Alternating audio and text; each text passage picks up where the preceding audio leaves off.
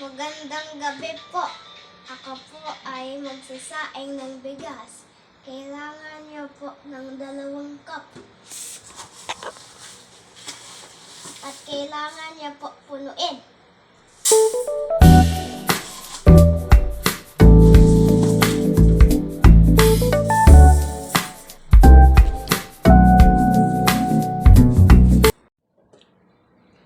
At huhugasan mo ang bigas ng 2 times or 3 times.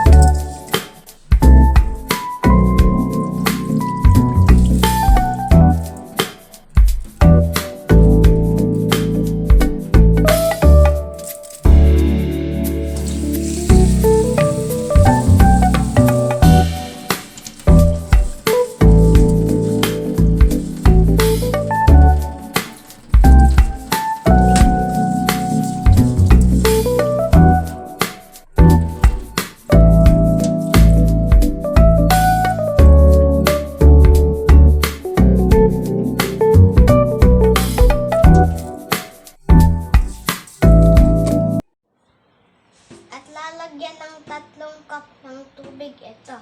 Kasi 2 ang nilagay kong bigas dito.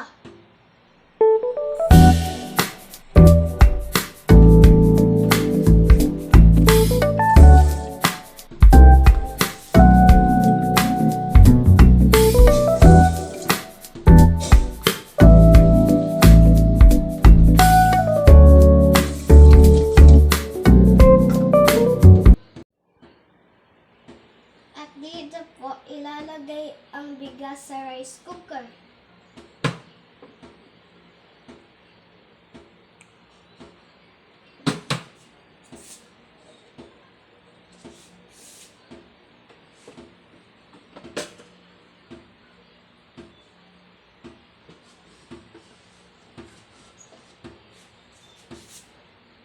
At saka po nyo sasarado.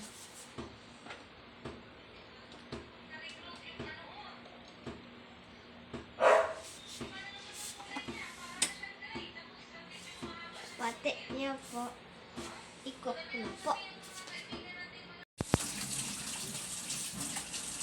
Ito na po ang aking luto na kanin.